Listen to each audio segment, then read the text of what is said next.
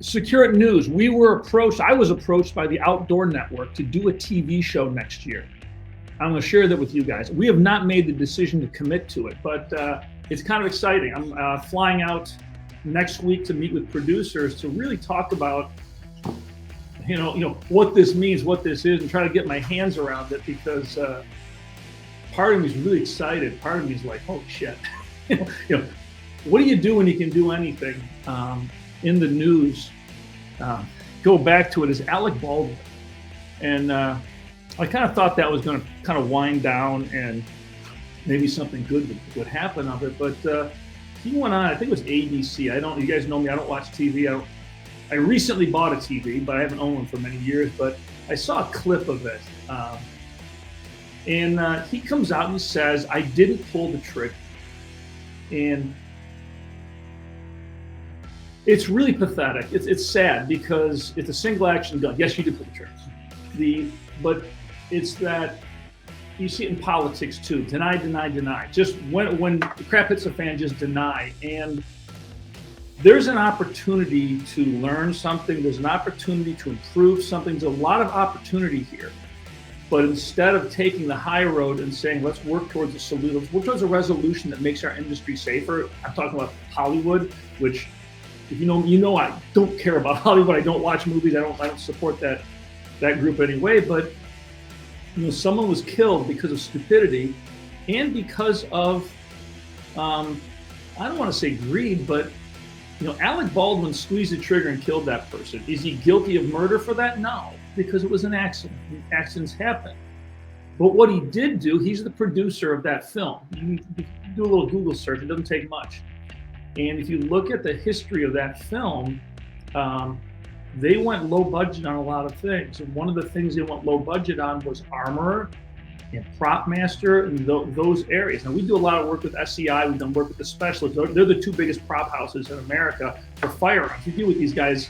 We've dealt with them on a lot of different projects, a lot of different things. And they're pretty good at what they do. Now, it's interesting. There's a guy, Neil Zoromsky, is a veteran prop master. He's one of the guys who's been doing it forever. He walked off. He turned down the job because he said, given the circumstance, given how you guys want to do this, there's no way I can guarantee safety. And he wouldn't take the job. That's who they wanted, because they wanted to do everything such low budget. So they hired someone as a prop master and armor who had never done it before, Hannah Reed. And her lack of experience ultimately resulted in the death of someone. And I still think that falls on Baldwin, because he's the one that said, let's do this on the cheap. He didn't have to. I mean, I think if you Googled Alec Baldwin net worth, I'm sure it's in the 20, 30, 60 million. It's somewhere up there. But ultimately, they made decisions to go cheap, and somebody paid the price. Now, the problem with his statement, I didn't pull the trigger, is just he's trying to save his ass so he can make another movie someday. And I would rather he say it happened and it was a horrible tragedy, and we're going through this thing with a fine-tooth comb to look at the steps that were taken that were wrong and things that we could take better. Ultimately, I'd like to prepare a report for Hollywood in how to do films better. This isn't the first time someone's been shot on a set. It's rare, but it does happen. So there's a point. We've got handgun storage coming this summer. That's a product that may see itself in retail stores. It's easier to package. It's easier, it's something that we can wrap in cardboard with graphics that will explain what it is. Our handgun storage solution is going to be quite a bit different than anything people have seen before. It's going to have some performance aspects that you just haven't seen. I'm not going to share a lot about it. We will be doing a pre-launch sale to existing customers in the first quarter of next year, most likely. But and we'll be getting information out with that as it gets a little closer. But that's the biggest push in this company is handgun storage. It's something we don't do. There's more handguns in America than anything else. And despite that we don't touch the biggest market, we still are. At this point, I'm not sure there's a brand growing fast. Certainly in storage, Inc. Magazine listed us as one of the fastest growing companies in America. So yeah. I got a question for you that it's, how do you guys bridge the gap between price point and quality? Because you guys put out a product that price point to quality, you guys get quality that other people can't at a price point they can get, but their guns are crap. Yeah. What's the secret sauce? Or is that secret sauce you guys don't share? Well, there's nothing really to share. We just try and put out the best quality product we can for the best price. You know what I mean? That's the strategy that we've had and always had, and just kind of, we refocused on that a couple of years ago when we refreshed the lineup prior to the move out to Wyoming, and then have just kind of continued on with that.